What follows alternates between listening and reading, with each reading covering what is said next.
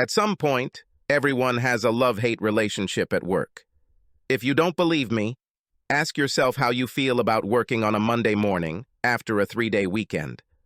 And I admit that my job is no different. Most of the time, I enjoy what I do, but there are days when I wish I could stay in bed. I love my job when I can tell someone news that changes their life. I hate my job when someone points a gun in my face and threatens to kill me. You see, I'm a court courier. I hope not many of you have met me or someone like me. I'm the guy who walks up to people at the worst time in their lives, asks them their name, and hands them an envelope that says, "Official delivery." I'm the guy who hands out divorce papers to people. This is not a glamorous job. And, of course, the pay is low, but it's never boring.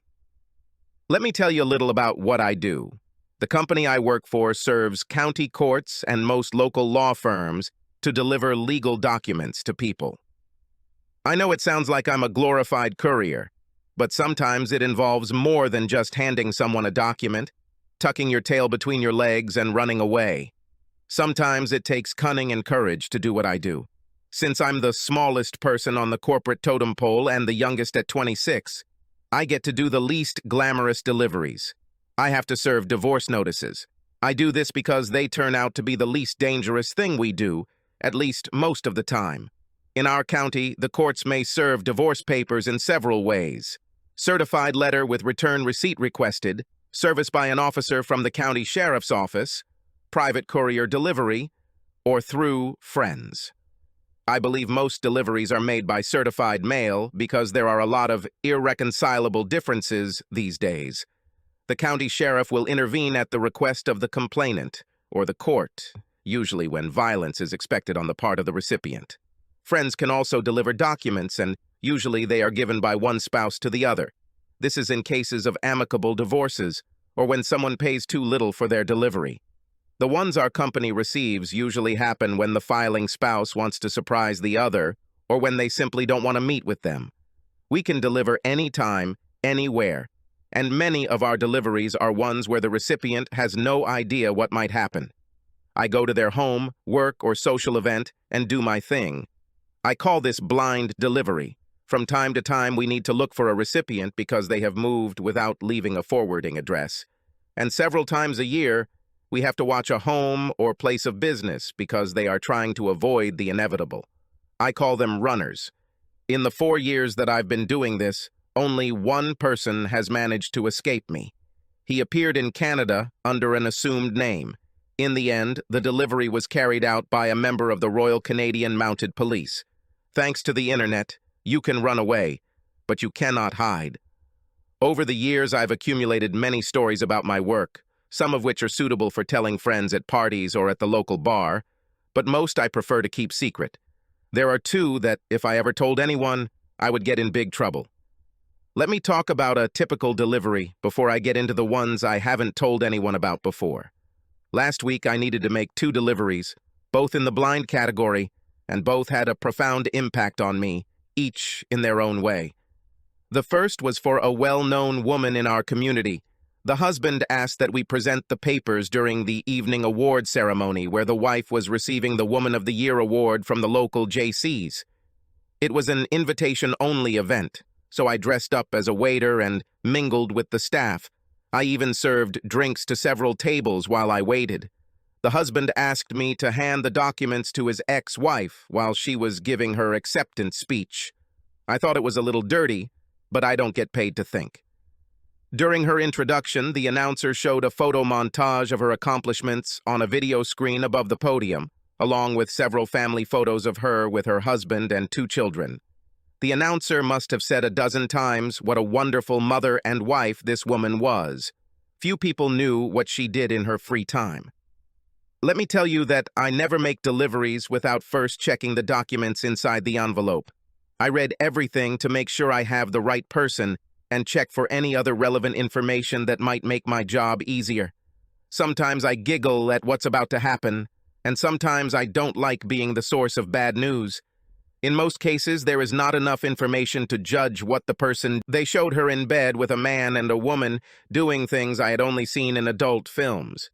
The man in the photo was not her husband, I remember seeing the two of them in the newspapers several times.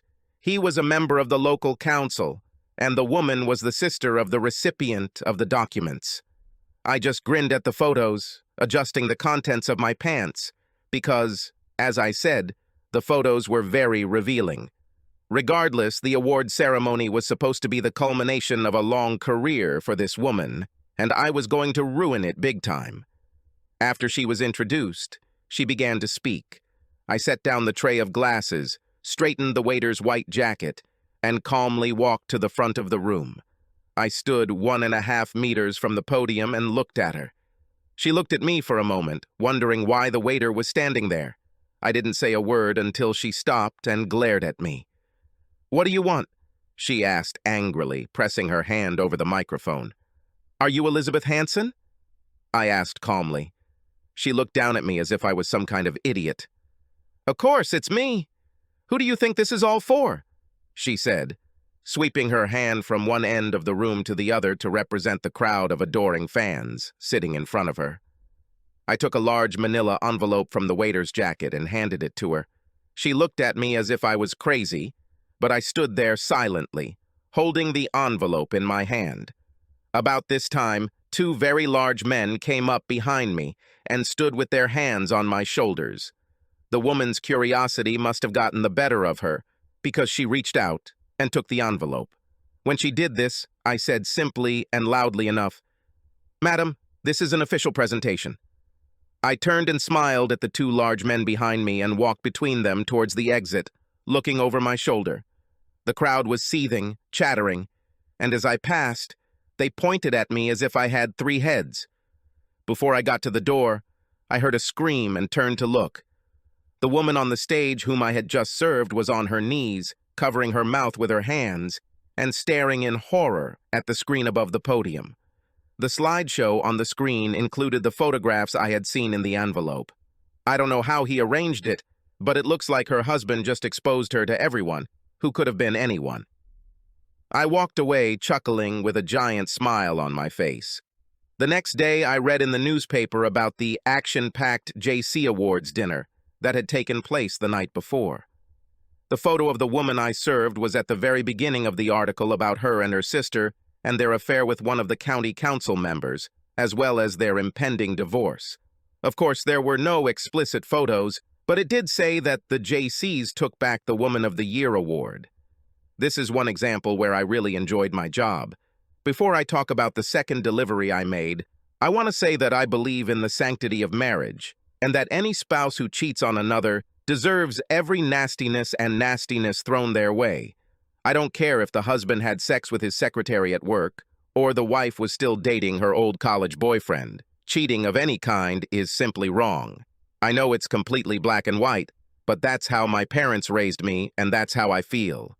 And I am for retribution.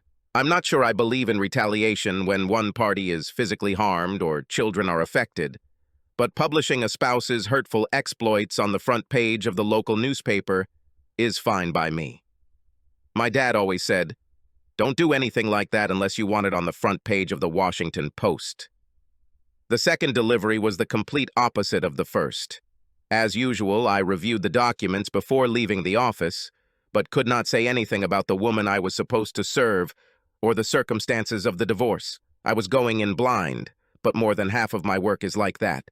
I'm a professional and I just do my job and then slowly back away. I remember serving a woman in her office on my first day of work, and as I turned to leave, a stapler whizzed past my ear. I turned and looked back, and she was ready to throw the phone at me as I turned left down the aisle and quickened my pace towards the exit of the building. Since it was my first day, I was monitored and mentored by another courier during this time. He told me, rolling around on the floor laughing, that I had just learned lesson number 1. Never turn your back on someone you just served. To this day, I always back away after handing over or at least look over my shoulder while running. Sorry, I'm a little lost. Anyway, the second delivery was made to a house in a quiet suburb for a woman named Lucille. It was an ordinary country house, a white picket fence, children's toys in the yard, a beat-up old car in the driveway, the usual. I knocked on the screen door and a young woman approached with a baby on her hip and in curlers. "Yes," she said in a soft southern accent. "Excuse me, but are you Lucille Rogers?" "Yes, it's me. It is for you." I handed over the manila envelope. "What is this?" she asked, opening the screen door and taking him in. I did what I usually do and simply said, "This is an official presentation." "Huh, what is this? I don't understand. My husband is not at home right now. I'll give this to him when he arrives." "Ma'am, I think you should read this," I warned.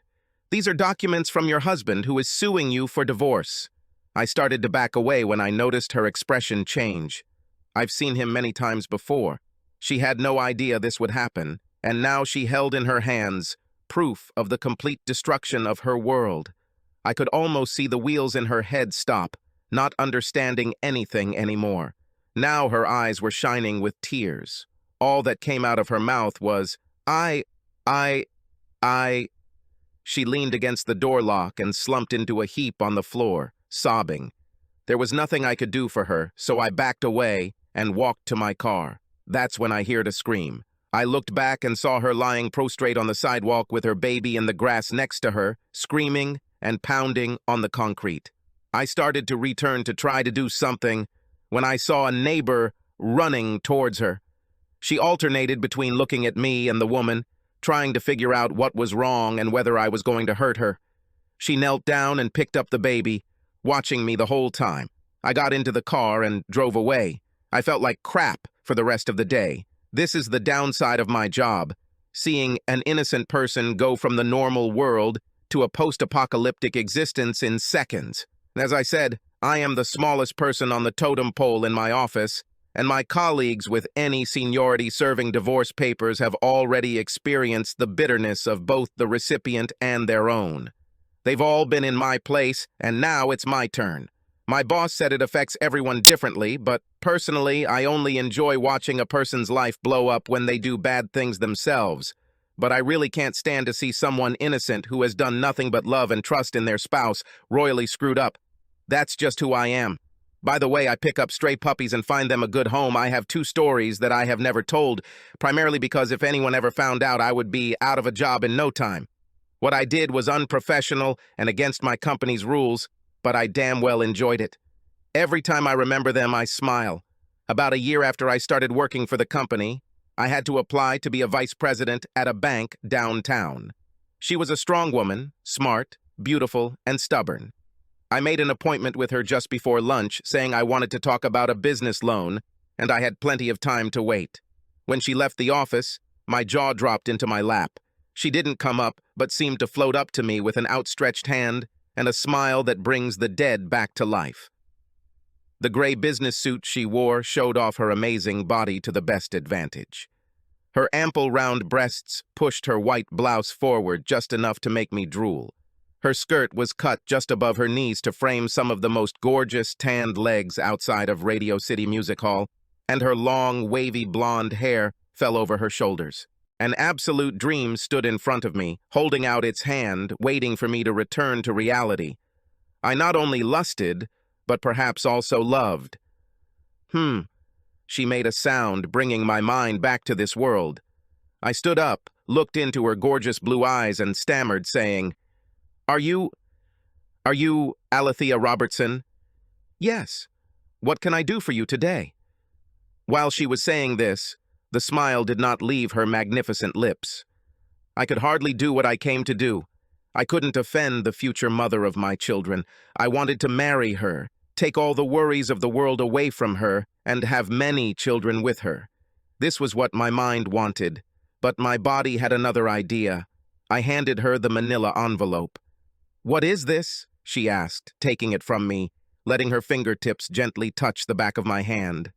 Oh God, I wanted this woman. "This is an official presentation," I muttered very quietly and timidly and quickly looked away. I didn't want to see her in pain. After a short pause, she simply said, "Thank you." She was nothing other than the goddess incarnate. "Please come to my office." I followed her like an obedient puppy, without a single thought in my head. "Sharon, please don't connect me with anyone for a while," she purred to her secretary as she walked past. Once in her office, she closed the door and threw the envelope on the table. So this bastard has finally decided to divorce me? Well, it wasn't a surprise after all. He's been having sex with his secretary for the last 6 months. Okay, his loss. She turned and stood with her arms crossed and looking out the window, blessing me with the sight of her magnificent ass. Looking at the gray skirt, which bulged out just enough to highlight the shapely hips below, I felt something move in my pants. I immediately felt uneasy, but I didn't want this beauty to see how I was trying to solve the problem and think that I was playing with myself, just not that I urgently needed it. Yes, it's his loss, but it's your lucky day, she said, turning again with a life-restoring smile. I didn't see anything except that smile. What is your name? Bob. Well, Bob, you seem to be feeling uncomfortable. Let me help you. She then did what I can only describe as heaven on earth. She leaned forward and pressed her lips to mine. I was in heaven. But when her tongue entered my mouth, I became one with God. In general, that day the goddess gave me pleasure, and I almost lost my mind when I reached the finish line. It took me a while to gain self-awareness again, but when I did, the goddess stood face to face with me with her heavenly smile. I don't know how long I was in dreamland, but when I looked into her beautiful blue eyes, I felt like I was looking deep into her soul, watching sparks explode around me in the blue sea. Thanks, Bob. You had great taste. Now do me a favor and let yourself go. I need to get back to work. Oh, and if you happen to see my jerk of a husband, I'm guessing soon to be a jerk of an ex-husband, explain what he's missing. She turned and walked back to her desk, leaving me standing there trying to button my pants. Before leaving, I took one last look at her in all her divine beauty. She had already lowered her head and was looking at the divorce papers. As I hurried out of the office, I saw a small, knowing smirk on the secretary's face. I now have a special place in my memory for Alethea Robertson. Will I ever see her again? Probably not. Will I ever get more? Without fail. In a dream. Every night. If I told anyone this story, I'm not sure they would still believe me. And if it ever came to my boss, I'd be looking for a new job in the morning. So, you can understand why I just keep this memory to myself and use it to enjoy being home alone in bed. This story was amazing enough, but makes it pale in comparison to what happened a year later. I had to file under Delbert Davis. My boss said it might be difficult to serve, but our company guaranteed up to 7 attempts before returning the documents to the court. I had to catch him anywhere, at home or at work. He turned out to be a very slippery person. When I walked into his apartment, I found it empty, and the man from the leasing office said Mr. Davis had moved out the week before. Of course, he didn't leave a forwarding address. I went to his work and was told that he no longer worked there. Using the resources of our office, I was able to obtain his cell phone number and used the same triangulation equipment that the police used to find out his location. So I got an address in the countryside outside the city. After some research, I found out that this was the address of one of Mr. Davis's friends. Finding the phone didn't mean I'd found it, but at least now I had a starting point. I wasn't sure if a direct approach would work, so I got permission to spy. That evening, I parked on the street near an old farmhouse. One device we use from time to time is an emergency pager. If I ever find myself in a situation where I need to call the police and I don't have the ability to do so, all I have to do is press a button and the police will be there in minutes. It was in my pocket because I had a bad feeling. I sat and looked at the house through binoculars. I didn't see anyone. Everything was quiet. Not even dogs or chickens were running. Behind the house, there was a large barracks-type building, but from where I was sitting, the door was not visible to me. I sat there until dark and saw that the lights were off in the house. I was pretty sure there was no one around, so I walked down the street to get a better look, staying under the cover of the bushes and trees along the road. There was still nothing there. I was almost at the entrance to the house, still hiding in the shadows, when I saw the barracks door open. The roar of a starting motorcycle filled the night air, and I rushed behind a tree. A few seconds later, A large custom Harley slid out onto the gravel road. It roared away from me in the opposite direction, into the night, and as the distance between us grew greater and greater, the roar died away. I couldn't tell whether it was the elusive Mr. Davis or not, but my better judgment was to retreat and regroup for the night. I did so and went home. In the morning, I returned to the farm and saw a motorcycle parked in the driveway. I stopped the car near the house, got out, and opened the hood, hoping that anyone who saw me would think that I had a breakdown. Pretending that I was tinkering under the hood, I looked at the house. A few minutes later, a man came out of the front door and lit a cigarette. He seemed to be watching me, leaning on one of the counters and puffing on a cigarette. A minute later, he threw away the cigarette and walked towards me. When he approached, I pretended not to see him. "Problem, guy?" asked the man. I turned to look at him and recognized him as Mr. Davis. The day before at work, I saw a photograph in his file. "Yes, actually, my car just died, and now I can't start it. I put a new battery in it a while ago, and I think one of the cables must have failed. Let's see what happens now." I got into the car and started it. "Okay, it's all over now." I closed the hood and turned to the man. "Hey, I know you from somewhere. Aren't you Delbert Davis?" "Yes. Do we know each other?" "No, you don't know me, but your wife knows. This is the official presentation." I tossed him a manila envelope and backed away to my car. I had just reached the door, reached over and picked up the tire iron from the seat when he smiled. "So, Betty sent you to give me the papers? Who are you, one of her womanizing boyfriends? Here's what you can do with your papers." And then he reached behind his back and pulled out a pistol, the sun glinting on the chrome as he walked towards me, grinning. For the first time in my life, I was sure that I was going to die. I dropped the iron pry bar and put my hands on my head. "Okay, asshole, go to the house and don't make any sudden movements. You don't want to leave a red stain on our beautiful front lawn. Now go." I followed his orders and walked down the driveway to the front door. Inside, he only grumbled. I was so scared that everything was shaking. I had no way to reach the emergency pager and get help, so I had to bide my time until I could. But I didn't succeed, because as I entered the door, I heard behind me a dull thud from a fall at my feet. I looked around cautiously and saw Mr. Davis lying in a heap on the floor, the back of his head turning crimson red. "Service you right, bastard," a voice growled from the other side of the doorway. Just outside the door stood a half-naked young girl. She looked no more than 14 or 15 years old, but something told me she was probably older. In one hand, she was holding something like a bed leg. The grimace on her face would have scared me half to death if I hadn't already been scared half to death. "Come on, let's get out of here before his friends return," she told me, inviting me to follow her. I carefully stepped over the unconscious man and saw her running towards my car. "Come on, hurry up!" she shouted, turning around. So without thinking about what I had done or should have done, I ran after her. As I approached the car, I noticed that the manila envelope was still lying on the ground where it had fallen. I picked it up, ran back into the house, and threw it at the door. "You're still being served, bastard." Then I turned around, ran out into the yard, and drove away as fast as my poor car could go. When we were about 5 miles from the farmhouse, I stopped at a small convenience store so we could catch our breath. That's when I noticed the bracelet on her left hand. But it wasn't a bracelet. It was part of a handcuff with a small piece of chain still dangling from the side.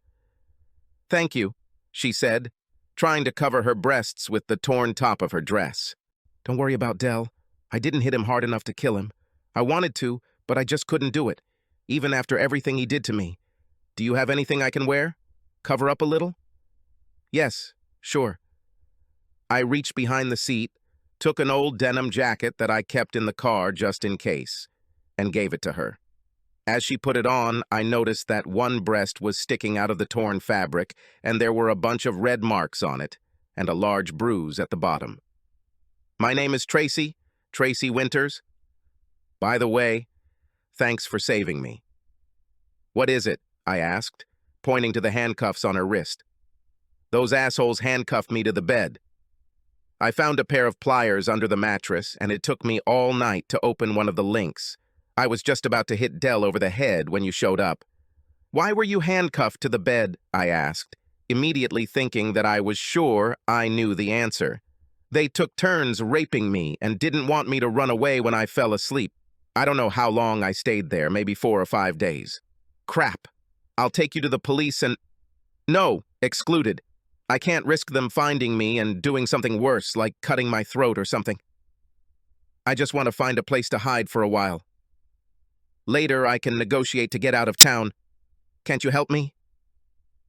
"I really think I should take you to the police, or maybe to the hospital and—" Before I could finish my sentence, the air was filled with the roar of motorcycles. I looked in the rearview mirror and saw 3 pursuers behind me.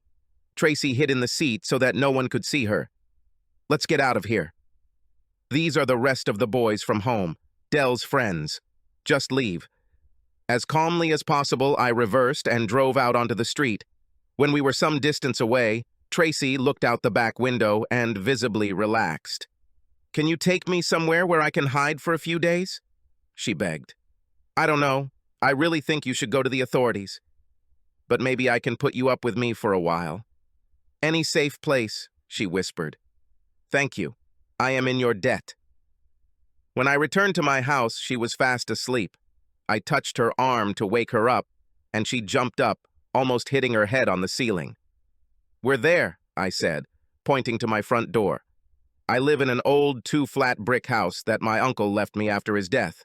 It's not fancy or modern, but it's comfortable and in a quiet area. And half of it is completely mine."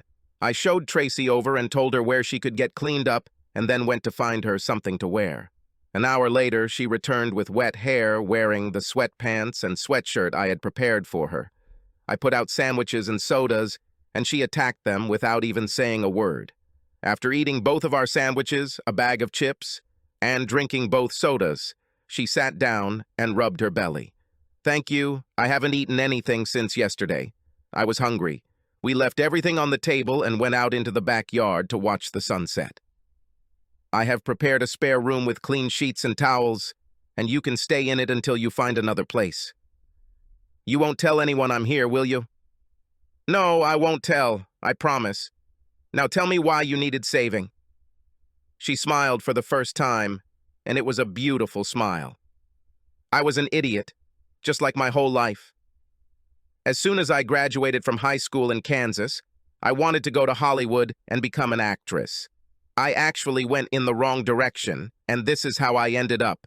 Anyway, my parents are very strict and controlling, and they said I could get a job at a local grocery chain while I attend community college. It's been that way since high school, so a week after I turned 18, I just packed my suitcase and disappeared into the night.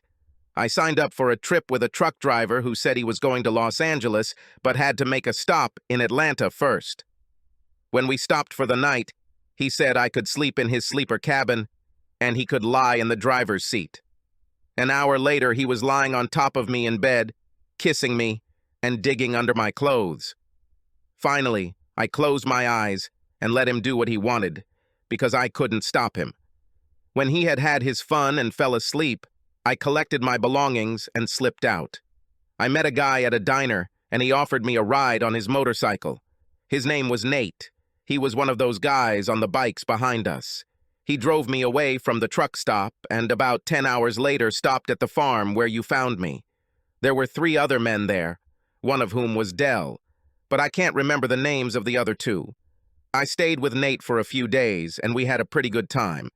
During the day, he would put me on the back of his motorcycle, making some deliveries, and at night, we would somersault. One night, a few days later, one of the other men got into bed with me and started drooling while trying to pull my clothes off. Nate wasn't there, so I screamed and kicked until he appeared at the door. He said he shared me with his friends and it's okay to do whatever they want. I said no, and started to get up and leave. Then they grabbed me and handcuffed me to the bed. And then they all started to lie down with me in turns. Everyone did what they wanted and then left, even Dell. But Dell suited me quite well. He still slept with me, but at least he brought me food and let me go pee when I needed to. He also put some ointment on my hand when it started bleeding under the handcuffs. "Oh, by the way, do you have anything to remove this thing with?" After working with a bolt cutter and a hacksaw, I was able to cut the handcuff in half and rip it off. I took some antibiotic ointment and put it on her cuts and gave her a tube to use where I can't see. We talked a lot. By the time the sun set, she was more relaxed than she had been since I first saw her with the bed leg in her hand, and she was completely exhausted. That night she slept in her room, and I slept in mine. The next day I went to work and reported that I had served Delbert Davis, but said nothing about the confrontation or Tracy. I could have gotten into a lot of trouble for simply taking her to my place and not calling the police, but I felt she needed help and wanted to be her hero. I drove home that afternoon and convinced Tracy to come with me to the clinic to get tested for STDs. The doctor prescribed her antibiotics and said that he would call her back in a couple of days to give her the test results. I took her home and went to serve the man at his work.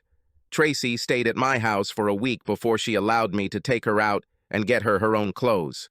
We also ate, besides pizza, what I bought on the way home from work. Now that her battle wounds had healed and she had time to rest, she was much more pleasant and talkative. While we were eating, she told me the good news. Yesterday I called the clinic and they told me that all the tests were negative, including the HIV test. But they also told me that I needed to be tested again in 3 months because the incubation period for HIV can last up to a year. But for now, it looks like I'm okay.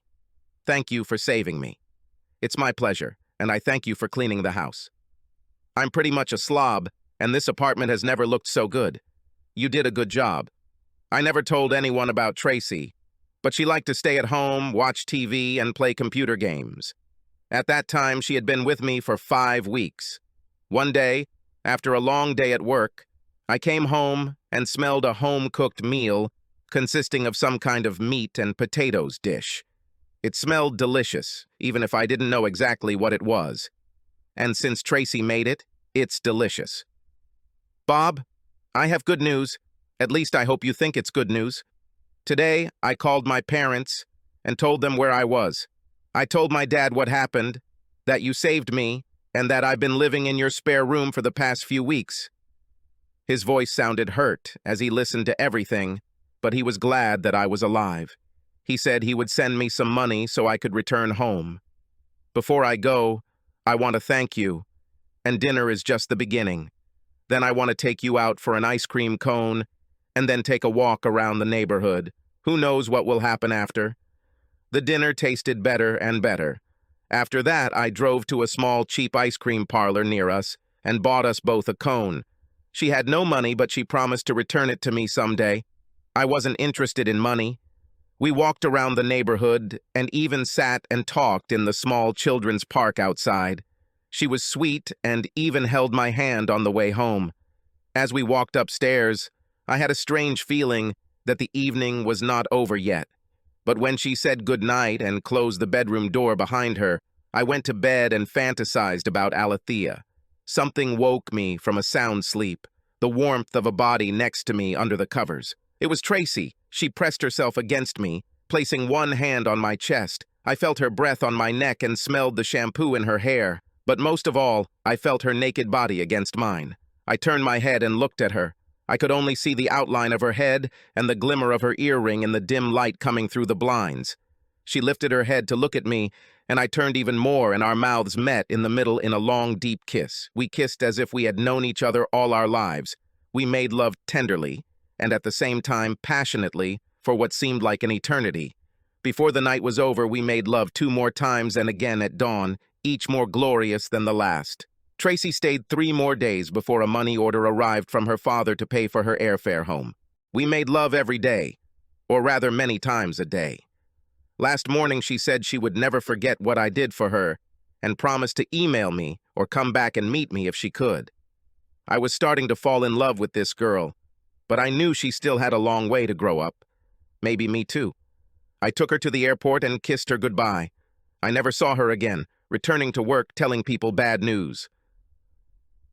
3 years have passed since the episode with Tracy and Dell, and life has been both good and not so good for me, but I can't complain. I'm still filing for divorce. I also still fantasize about Alethea. Suddenly the phone on my desk rang. "Mr. Adams, this is Hal from the front desk. Tracy Winters is here to see you. She says she owes you money. Can I skip it? Undoubtedly. Subscribe to our channel so that your second chaff doesn't cheat on you, and go ahead and listen to the next story, because this story is nothing compared to the next one. If you're under 18, don't even think about listening to the next one.